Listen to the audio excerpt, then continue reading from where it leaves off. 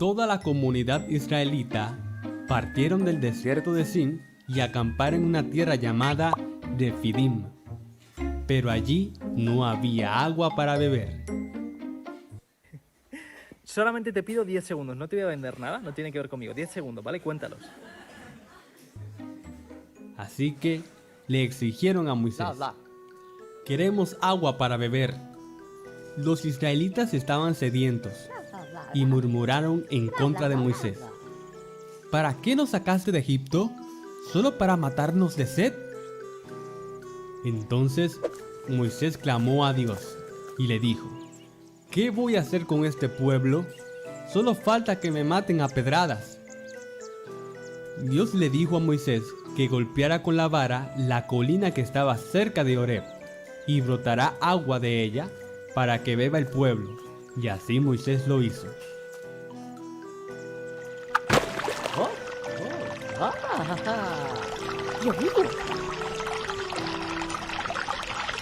Había un pueblo llamado Amalecitas que atacaron a los israelitas. Esto ya es spoiler, ¿eh? Buenos días, hermanos. Estoy contenta de estar aquí. Antes de empezar con analizar el texto que hoy nos va a ocupar, me gustaría presentaros el juego que va a ocupar a los que son más pequeños. Esteban, escúchame. Verás. A ver, si cuando al mar puguin, no pasa res. Hoy vamos a tener el bingo del domingo. Ojo a la rima, ¿eh? Os explico. Yo he puesto aquí una serie de palabras que yo voy a mencionar a lo largo de esta mañana, ¿sí? Entonces, los niños, las niñas, los adolescentes, quien se anime, tiene que estar muy atento. Son muchas palabras, soy consciente. Algunas las digo 10 veces, lo he contado. Otras solo las digo 1. Si aceptáis el reto, tenéis que estar muy atentos. De todo lo que diré, os he puesto pequeñas pistas en la pantalla, no voy a decir más, pero si algún adulto ve una calavera por ahí, no os preocupéis, forma parte del juego. Yo solo digo que tiene premio. Si a alguien le apetece un heladito después del culto, ya sabéis, tenéis que jugar. Tenéis las copias en la entrada y dejo aquí 2 copias más. ¿Sí? Las dejo aquí. No sé si hay alguna pregunta. Importante, si hacéis línea, se levanta la mano. Si hacéis bingo, se levanta la mano. No digáis bingo, que a ver si me voy a desconcentrar, ¿vale? Yo os estaré viendo. No se vale hacer trampas, ¿vale? No se vale empezar y tacharlo todo, porque me voy a dar cuenta. Yo estoy entrenada para darme cuenta de estas cosas. Dime, Esteban.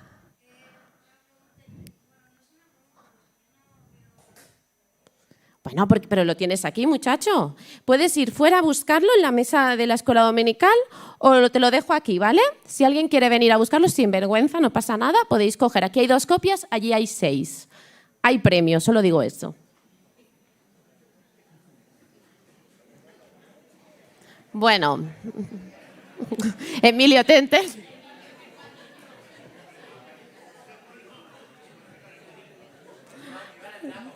Que sí.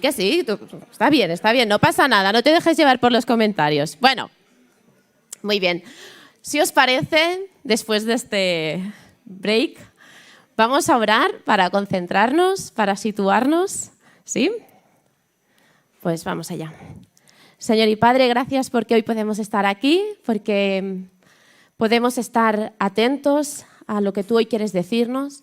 Padre, no sé bien por qué me has dado este mensaje, pero te pido que las personas que necesitan escucharlo pues tengan el corazón preparado para atenderlo, Señor. Te pido que me des tranquilidad, que me des facilidad de palabras, Señor, y que hables tú a través de mí, Señor. Gracias por esta iglesia, gracias por cada persona que está aquí o también, Señor, por los que están en casa hoy viéndonos. Te bendecimos, Padre, y te lo pedimos todo en tu santo nombre. Amén. Estaba esperando que pasara, tengo que pasar yo. Muy bien, el mensaje de este domingo es reaccionando ante las dificultades. Pero antes de ocuparnos del Éxodo, me gustaría haceros una pregunta. ¿Qué es lo que más te ha costado aprender en la vida? ¿Qué es lo que más te ha costado aprender en la vida? Los que me conocéis sabéis que me gusta leer, me gusta aprender en general y siempre he tenido una asignatura pendiente. Siempre hay algo que se me ha atravesado y que me ha dado mucha pereza aprender, y es aprender a conducir. El carnet de conducir ha sido mi tarea pendiente y ahora estoy en ello. Tengo la suerte de tener un profesor de autoescuela bastante paciente, no diré mucho, por si acaso me ve, pero bastante paciente. Pero, ¿no sabéis qué me pasa? Que es que caigo en los mismos errores una y otra vez.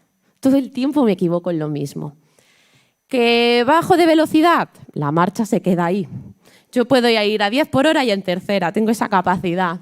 Que se acercan peatones, es que no los veo, os prometo que no los veo. Los cedas, es que se mueven, yo no los veo y de repente que había un ceda. Bueno, pues esa es mi historia conduciendo. Podéis orar por mí.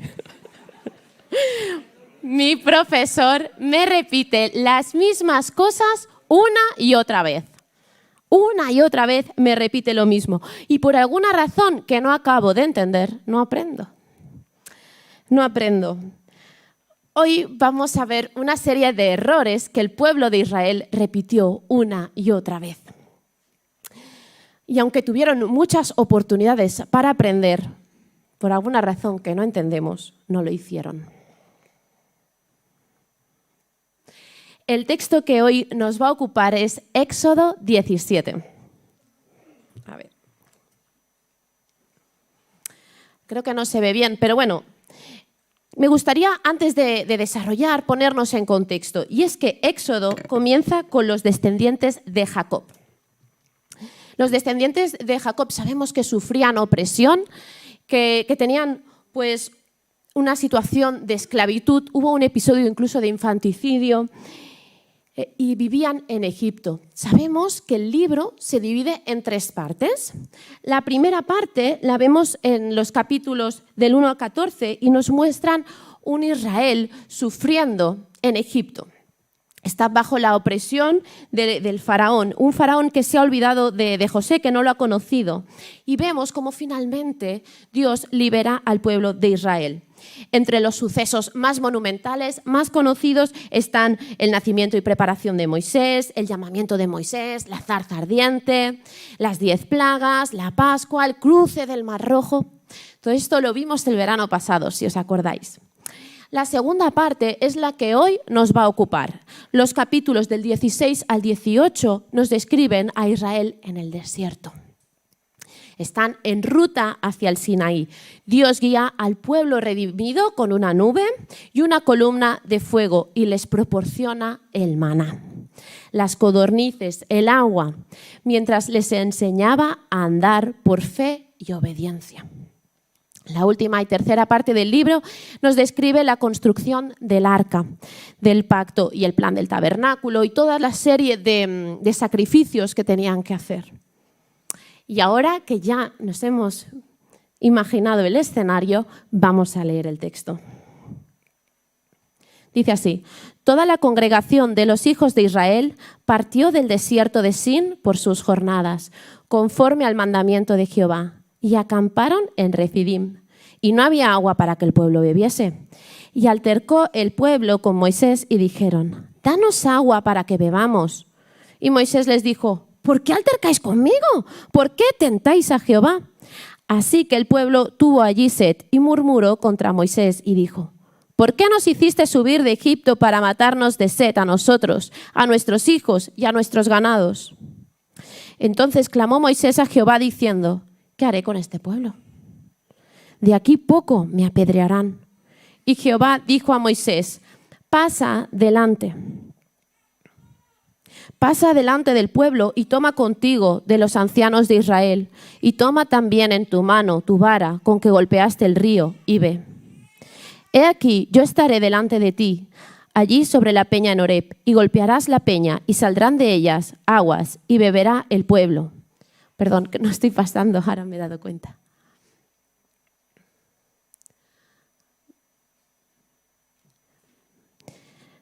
Voy al 6. He aquí, yo estaré delante de ti allí sobre la peña en Horeb, y golpearás la peña, y saldrán de ella aguas, y beberá el pueblo. Y Moisés lo hizo así, en presencia de los ancianos de Israel. Y llamó el nombre de aquel lugar Masá y Meriba, por la rencilla de los hijos de Israel, y porque tentaron a Jehová diciendo, ¿está pues Jehová entre nosotros o no? Hoy vamos a ver dos formas de reaccionar ante las dificultades. La primera reacción que debemos tener ante las dificultades es mantener siempre el dominio propio. Esto lo encontramos en los versículos del 1 al 4. Sabemos que la nube se había detenido en Refidim. Era un lugar árido, desértico, y la provisión de agua que llevaban ya estaba escaseando. La preocupación de los israelitas es completamente comprensible. En ese momento, el pueblo provoca un altercado con Moisés. Moisés les responde, ¿pero por qué estáis altercando conmigo? ¿Por qué tentáis a Jehová? El pueblo comienza a murmurar contra su líder. Y lo acusan de haberlos sacado de Egipto para querer matarlos en realidad. El pueblo ha perdido el dominio propio. El pueblo tan solo llevaba unas semanas caminando en el desierto. Pero en esos primeros meses del peregrinaje, antes de parar en el monte Sinaí, ya conocemos 5 quejas del pueblo. La primera, en el Mar Rojo. La segunda, las aguas amargas de Mara. La tercera, extrañan la comida de Egipto. La cuarta, ya están aburridos del maná. Y ahora la quinta, no hay agua en Refidim. La necesidad hace que el pueblo pierda completamente la perspectiva y pierdan la noción sobre su situación, y ahí también pierden el dominio propio. Esto les hace caer en la queja. Conociendo cuál sería el recorrido del pueblo, resulta casi paradójico que el pueblo vuelva a caer en la queja. Si hay algo por lo que Dios mostró su desagrado, su enfado con el pueblo, fue por aquella queja constante. Las quejas siempre despertaban el castigo de Dios y Dios no ha cambiado. Permitidme que os diga que a Dios le siguen molestando nuestras quejas. Y es que en el fondo el ser humano se queja porque no deja de desconfiar de Dios. Y de la queja pasan a la murmuración. Este pueblo de Israel había visto grandes milagros por parte de Dios.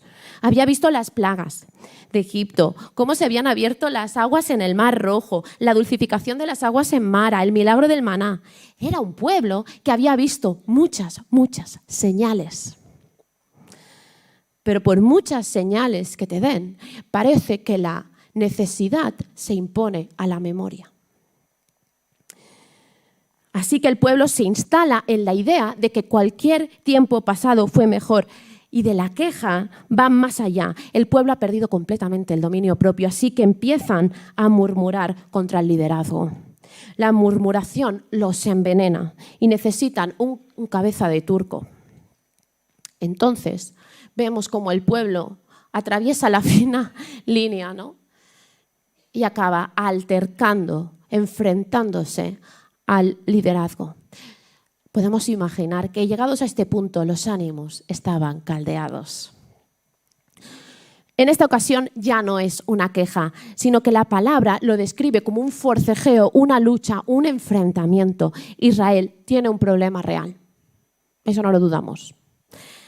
No tenían agua. No era un problema imaginario. El pueblo tiene razón para estar preocupado, pero no tienen razón en querer buscar un culpable. Ellos buscan una persona en quien volcar todo su malestar.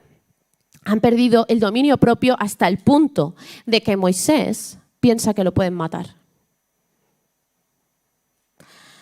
Podemos imaginar que llegados a este punto, el pueblo estaba lleno de ira. Encontramos unas acusaciones súper fuertes hacia Moisés. La murmuración, como decíamos, había envenenado por completo al pueblo. Moisés había dejado todo lo que era su vida, que había dejado su historia, su familia, el lugar donde vivía, por amor a Dios y por amor también a ese pueblo, se encuentra que a las pocas semanas ya está siendo señalado y acusado. Así que Moisés, en realidad, está mucho más en sintonía con el corazón de Dios que no el pueblo. El pueblo lo está acusando de haberlos arrastrado a esta situación, pero en realidad, como decía, Dios y Moisés tienen el corazón en sintonía. Así que, aunque el pueblo enfoca la queja hacia Moisés, Moisés se da cuenta de que el problema de fondo no es con él, es con el Señor. Así que Moisés, ante ese avasallamiento, da una respuesta súper interesante. ¿Qué responde? ¿Por qué tentáis a Jehová? ¿Por qué tentáis a Jehová? Cuando perdemos nuestro dominio propio, estamos tentando a Dios. Hemos perdido nuestra capacidad de razonar. Cuando el pueblo estalla contra Moisés, lo que en realidad se esconde es una gran duda en su corazón. ¿Está realmente Dios con nosotros o no? ¿Está realmente a nuestro lado? ¿No será acaso que ahora sí Dios nos ha abandonado? Tentar a Dios es poner en evidencia lo que realmente está en el corazón del ser humano. Y es que no acabamos de fiarnos de Dios. Tentar a Dios es desconfiar de Él después de haber recibido tales demostraciones de su poder y bondad. La raíz de este pecado es un corazón incrédulo.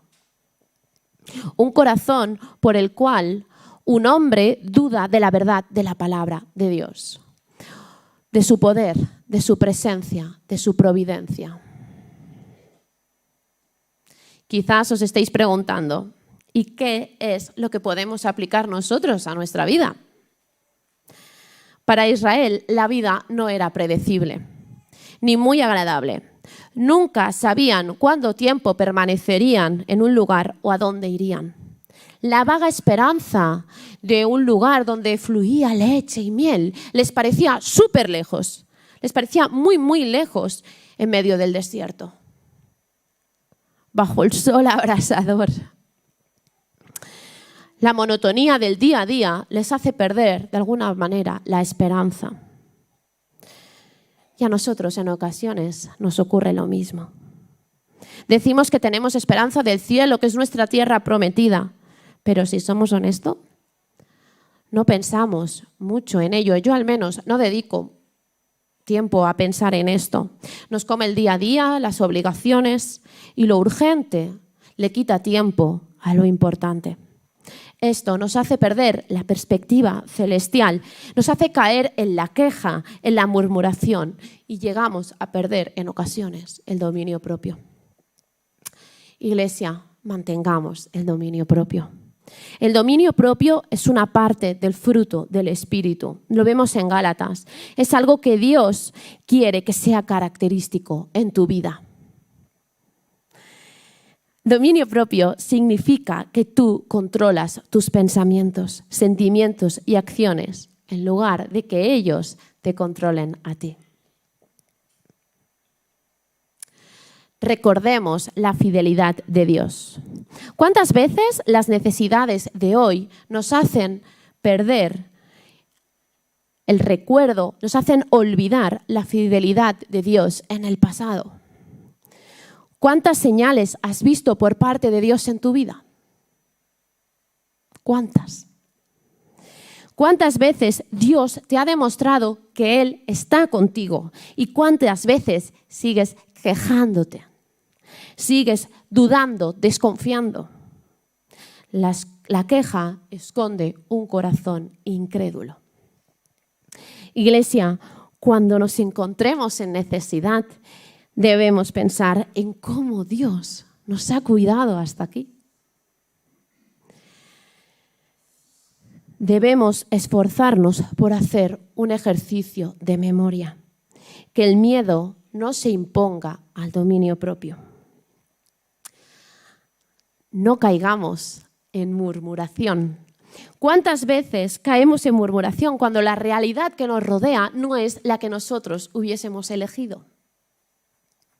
La murmuración envenenó al pueblo de Israel, pero también puede hacerlo hoy contigo, puede hacerlo hoy en esta iglesia. ¿Por qué no debemos murmurar? Si lo hace todo el mundo. Hay programas de televisión dedicados específicamente a eso. En primer lugar, es una ofensa a Dios, porque demostramos falta de amor a nuestro prójimo. En segundo lugar, se dañan las relaciones personales y de grupo, originando actitudes negativas que pueden llegar hasta la violencia. ¿Y cómo hablamos del liderazgo? Me da un poco de apuro preguntar esto, pero os tengo que decir que probablemente nuestros problemas no tengan que ver con el responsable del ministerio, con los diáconos, con el pastor, por poner ejemplos. Liderar no es fácil.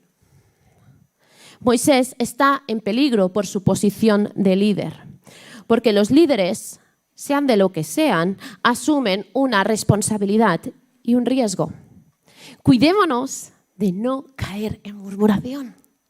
Cuidémonos de no pecar, cuidémonos de no tentar a Dios, cuidémonos de no tener un corazón incrédulo, cuidémonos de no perder el dominio propio. No tentemos a Dios, no tentemos a Dios. Llegados a este punto, quizás debemos pensar cuántas veces nos preguntamos inconscientemente si realmente Dios es tan verdadero. Si realmente Dios es tan justo, misericordioso y poderoso como la palabra dice. Tentar a Dios en esta perspectiva significa dudar de su amor, de su presencia, de su salvación. Tentar a Dios es consecuencia de una fe inmadura, de una fe mal fundamentada, de una fe que espera que Dios nos resuelva todas nuestras dificultades. Tentar a Dios es exigir, esperar o procurar que se manifieste de una manera espectacular. Exigir que nos abra el camino, que nos allane las dificultades y, si es posible, a golpe de milagro. Y a veces tenemos el morro de justificarlo diciendo, para dar testimonio. De alguna manera lo estamos desafiando para que produzca signos excepcionales, para que demuestre que realmente le preocupamos. Parece que tentar a Dios es algo muy evidente, pero es sutil. Se esconde a menudo en oraciones, inconscientemente, en nuestras peticiones a Dios. Hoy se percibe una cierta fe que se alimenta de la inmediatez, del sensacionalismo. El mismo Satanás tentó a Jesús en el desierto. El diablo lleva a Jesús al desierto, a un monte muy alto, y le muestra todos los reinos del mundo. Esta es la segunda tentación, ¿verdad? Y le dice, mira la gloria de ellos. Todo esto te daré si postrado me adoras. Entonces Jesús le responde, vete, Satanás, porque escrito está, al Señor tu Dios adorarás y solo a Él servirás. Cuando Jesús rechaza esta tentación, hace referencia al Deuteronomio, pero también hace referencia al texto que hoy nos ocupa en Éxodo. El gran tema era si Dios estaba con él o no. Jesús no lo duda. En un momento de sed extrema, Jesús no pierde el dominio propio. Jesús no se queja, no murmura, sino que se arma de la palabra de Dios y está confiado en su presencia para responder. El dominio propio permite que puedas controlar tus emociones y no dejarte llevar por ellas. El dominio propio llega a ser imprescindible para gozar de la vida cristiana en una actitud consciente. Contar con dominio propio nos permite ejercer autocontrol. independientemente de si las circunstancias que nos acompañan son positivas o negativas. Hemos visto la primera reacción que debemos tener ante las dificultades y es mantener siempre el dominio propio. La segunda reacción que debemos tener ante las dificultades es buscar siempre el consejo de Dios. Esto lo encontramos en los versículos del 5 al 7 y ahora sí vamos a leerlo de nuevo. Y Jehová dijo a Moisés: pasa delante del pueblo y toma contigo de los ancianos de Israel y toma en tu mano tu vara con que golpeaste el río y ve. He aquí que yo estaré delante de ti allí sobre la peña en Horeb, y golpearás la peña, y saldrán de ellas aguas, y beberá el pueblo. Y Moisés lo hizo así, en presencia de los ancianos de Israel, y llamó el nombre de aquel lugar Masá y Meriba, por la rencilla de los hijos de Israel, y porque tentaron a Jehová diciendo: ¿está pues Jehová entre nosotros o no? Vemos que Moisés tiene una serie de herramientas para enfrentarse a esta situación. Moisés busca el consejo de Dios una vez más y escucha y obedece su respuesta. Dios le pide a Moisés que pase al frente. Lo reafirma en su posición de líder. Le pide que coja el timón en medio de la tormenta. Y en medio de este momento de dificultad, Dios le da unas instrucciones muy claras. Le pide que actúe, que ataje el problema. Le pide que tome su vara. Dios quiere recordarle a Moisés que en el pasado ya lo ayudó. Esa vara condujo a Israel en la salida de Egipto. Esta vara se tragó las varas y culebras de Faraón. Esta vara golpeó las aguas del Nilo y toda la corriente del río se transformó en sangre.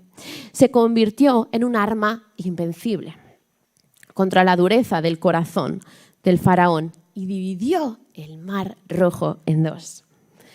Con esta vara ahora Moisés abriría manantiales de agua fresca en medio de un desierto ardiente.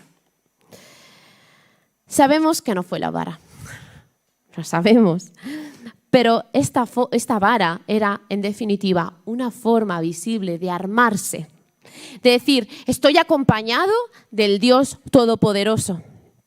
Moisés estaba siendo amenazado y se sentía en peligro y justo ahí necesita que Dios le diga: ya he estado contigo, ya te has visto en dificultades antes, no tengas miedo. Y le dice: coge tu vara. Le hace recordar que había sido fiel en el pasado. He aquí, yo estaré delante de ti, le dice el Señor. Y es que constantemente vemos en el viaje por el desierto que la gran duda del pueblo era: ¿está Dios con nosotros? ¿Está Dios con nosotros? Moisés sabe que Dios está con él. Pero aún y así, Dios se lo recuerda. Él iba a mostrar su presencia una vez más. Moisés busca el apoyo de otras personas. El consejo de Dios en este momento es que Él reúna a los ancianos de Israel. ¿Quiénes son estos personajes y por qué son relevantes en esta historia? El consejo de Dios, como decimos, es que reúna a estos hombres que son líderes de diversas familias y tribus. Son personas que ya se reunieron para formar la nación de Israel y que tienen funciones de liderazgo en el pueblo. De alguna manera gobiernan algunos asuntos de los que Moisés ya no se podía ocupar. A Moisés ya se le había pedido que informara a estos ancianos cuando Dios le pide que saque al pueblo de Egipto, como vimos en Éxodo 3. En esta ocasión, Dios le pide que busque el apoyo de estos ancianos. Necesita buscar a su círculo de confianza. Necesita que Dios obre en presencia de otras personas. Moisés necesita repartir la pesada carga de sus hombros, la pesada carga de liderazgo entre otras personas. Moisés necesita ser reafirmado por parte de Dios ante otros. Es como una palmadita en la espalda. Llegados a este punto, sabemos que el pueblo necesita aprender. Así que Moisés le tiene ahí una especie de respuesta pedagógica ante esta situación. Moisés ha buscado el consejo de Dios en la dificultad. Moisés es ordenado de golpear la peña, lo hemos visto. La idea era satisfacer la sed del pueblo. Así que Moisés llama a ese sitio Masá, que significa prueba, y Meriba, que se define como riña. Este era un milagro extraordinario. Moisés sabía que el agua no fluye espontáneamente de las rocas, nosotros también lo sabemos, y menos en el desierto. Este era un milagro generoso. El pueblo de Israel no se lo merecía. No se lo merecía, y aquí vemos de nuevo la paciencia de Dios. Jehová no pronuncia ninguna palabra de reproche en este momento. Sabemos que a lo largo del Éxodo sí que tiene otras palabras de reproche, pero aquí no. Aquí no, aquí se arma de paciencia, y ante la incredulidad impaciente del pueblo, Dios les provee de una peña con agua. La actitud entre los israelitas era su gran pecado. En este tiempo de dificultad, los hijos de Israel dudaron del cuidado y de la amorosa presencia de Dios entre ellos. Bajo la ansiedad de una escasez inmediata, de la escasez que tenían en ese mismo momento, el pueblo duda de la única certeza, del único hecho del cual ellos tenían una evidencia abrumadora. Moisés cierra este capítulo dando una enseñanza al pueblo. Saca su parte más pedagógica, como os decía antes, y les viene a decir: ahora que tenéis el agua, no os olvidéis de que tentasteis a Dios para conseguirla.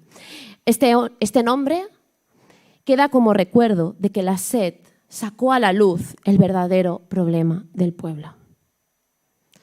Vamos a ver qué podemos aplicar nosotros a nuestra vida. Moisés tenía la capacidad o el privilegio de hablar directamente con Dios. Y vemos cómo tenía instrucciones muy claras. Esas eran sus herramientas para el día a día. ¿Y qué herramientas tenemos nosotros? No tenemos el morro que tenía Moisés, ¿no? Vamos a ver qué herramientas tenemos. Por un lado, tenemos la oración. La oración es la forma en la que nos comunicamos con Dios. Es la forma en la que le comunicamos a Dios nuestra posición. En nuestras oraciones debemos admitir que Dios es más grande que nosotros y que en última instancia Él sabe qué es lo mejor. No se haga mi voluntad, sino la tuya. Debemos estar en sintonía con la palabra de Dios cuando oramos. Debemos estar en sintonía con la voluntad de Dios. Para eso es imprescindible que otra herramienta que tengamos en nuestra vida sea la palabra. Debemos estudiar y leer la Biblia. Y permitidme que os diga que tenemos la obligación y la responsabilidad de enseñar y leer la Biblia a las personas que están bajo nuestra responsabilidad. Debemos leer y estudiar la Biblia simplemente porque es la palabra de Dios. La Biblia está inspirada por Dios, lo vemos en Timoteo, y son esas mismas palabras de Dios las que Dios quiere hacernos hoy llegar. El Espíritu Santo es la tercera herramienta que tenemos. El Espíritu Santo realiza una obra dentro del pueblo de Dios, en la presencia del Dios Todopoderoso en medio de nosotros. Es el Consolador que nos acompaña y nos enseña, convence al mundo de pecado, de justicia, de juicio y nos guía en la verdad. No lo digo yo, lo dice la palabra. Podríamos estar hablando mucho rato de cuál es el papel del Espíritu Santo, pero es una herramienta importantísima de Dios para nuestra vida. Otra herramienta que tenemos es recordar hechos pasados. Ya lo dijo Rubén la semana pasada, Dios no te sacó de Israel, no sacó a Israel de Egipto, para abandonarlos en el desierto. Dios no te ha redimido, no te ha sacado del lugar donde estabas para abandonarte ahora, sino que te va a acompañar hasta que llegues a la tierra prometida. Meditemos en cómo la presencia de Dios nos ha acompañado hasta el día de hoy. Todos hemos pasado por desiertos, como hoy nos decía Dani, y Dios ha permanecido fiel en cada uno de ellos. Hermanos, hermanas, que la necesidad no se imponga a la memoria. Nadie te podrá hacer frente en todos los días de tu vida. Como estuve con Moisés, estaré contigo, no te dejaré ni te desampararé. Dice la palabra en Josué 1:5. Por último, es fundamental que tengamos el apoyo de personas sabias de la Iglesia, de personas de la Iglesia universal, no digo de Calle Libertad número 33, entendedme.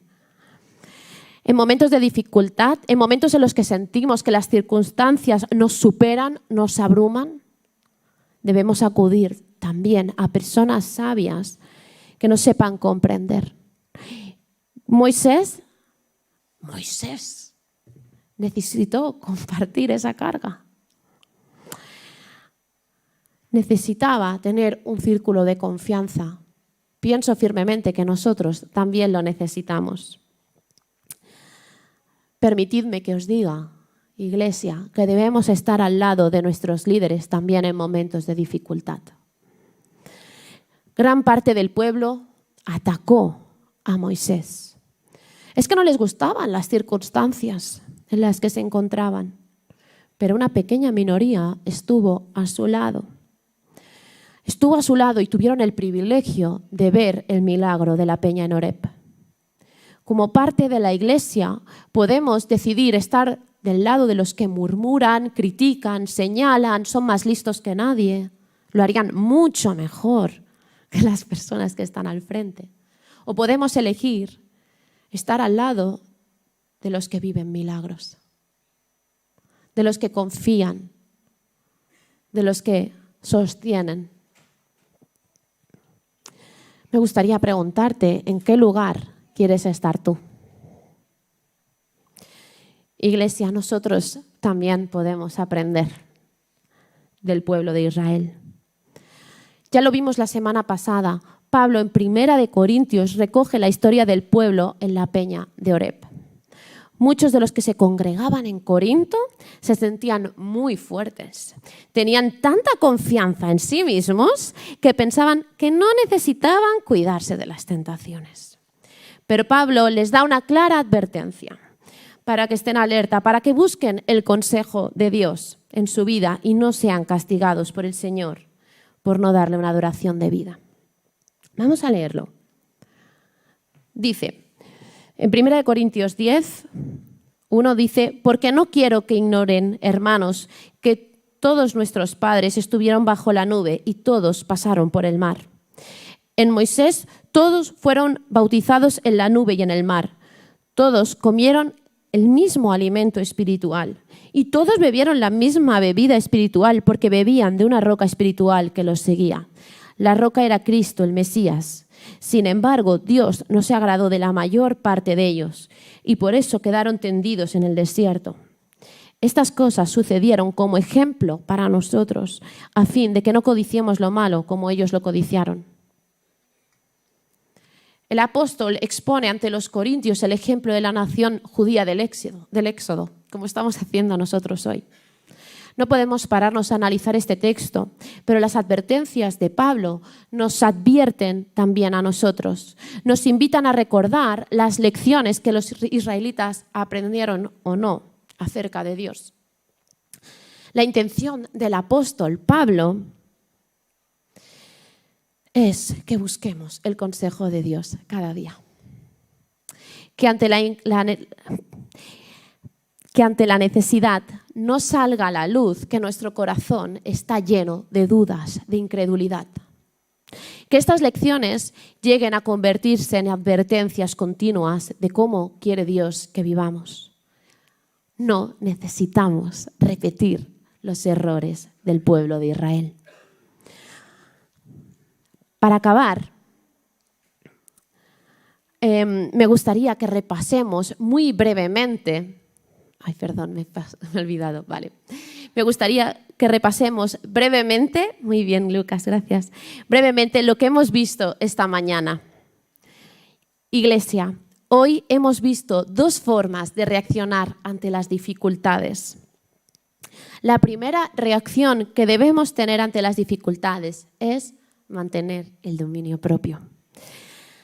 Ante la necesidad, en lugar de pedirle con humildad y fe a Dios para que proveyera, se quejaron, murmuraron amargamente, caen en el más absoluto de los victimismos y finalmente provocan problemas altercados contra el liderazgo y caen en ira. El pueblo hemos visto cómo perdió el dominio propio.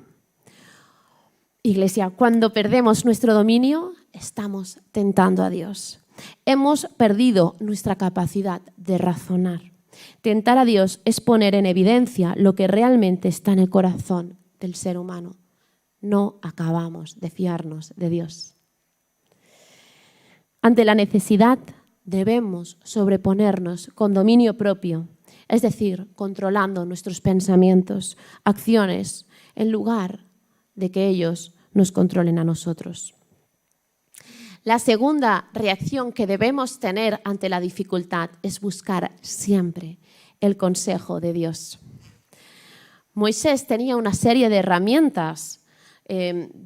Dios le pide que pase al frente, le pide que tome su vara, le hace recordar que había sido fiel en el pasado y busca el apoyo de personas como son los ancianos de Israel. Hemos visto que nosotros también tenemos herramientas para ayudarnos a seguir el consejo de Dios y hacer frente a las dificultades. ¿Os acordáis de cuáles son? La oración, la palabra, el Espíritu Santo, recordar hechos pasados y tener un círculo de confianza de personas sabias. Al final, Moisés quiere que el pueblo aprenda de esa situación que acaban de vivir. Hemos visto cómo Moisés saca su parte más pedagógica y les viene a decir: ahora que tenéis agua, no os olvidéis del precio tan alto que habéis pagado para conseguirla. Nosotros también podemos aprender del pueblo hoy. Que ante la necesidad no salga a la luz que tenemos un corazón incrédulo. Iglesia, debemos aprender a reaccionar cuando las cosas se ponen difíciles. Si estás pasando un momento de dificultad, un momento de necesidad, reacciona ante las dificultades con dominio propio y buscando el consejo de Dios. Si estás en un momento apacible, si has encontrado tu propio oasis en medio del desierto, no te olvides de que ha sido la fidelidad de Dios la que te ha traído hasta aquí. Quiero acabar con este texto que antes hemos leído. Nadie te podrá hacer frente en todos los días de tu vida. Como estuve con Moisés, estaré contigo. No te dejaré ni te desampararé. Josué 1:5. Oremos. Señor, gracias porque no es fácil a veces, Señor. No es fácil acordarnos de que tú permaneces fiel, que tú estás en medio del desierto, Señor, que tú nos has sostenido, que no tenemos ningún mérito por haber llegado hasta aquí, que ha sido tu mano la que nos ha acompañado, Señor. Tú eres el que nos ha provisto cada día, tú eres el que nos ha redimido, Señor, y nos ha dado una nueva oportunidad. Te pedimos, Señor, que nos des un corazón que tenga sed de ti, un corazón que ansíe llegar a la tierra prometida, un corazón, Señor, que te agrade. Ayúdanos a dejar de lado la incredulidad, Señor, y ayúdanos a tener dominio propio, a buscar tu consejo, a hacer uso de todas las herramientas que tú nos proporcionas, Señor, para atravesar el desierto. Te pido, Señor, que tú guardes a los hermanos que hoy están aquí, Señor, que tú nos bendigas, que tú nos des sabiduría y nos acompañes, Señor, un día más. Te bendecimos y te damos gracias, Señor, porque tú nunca nos abandonas. En tu nombre, amén.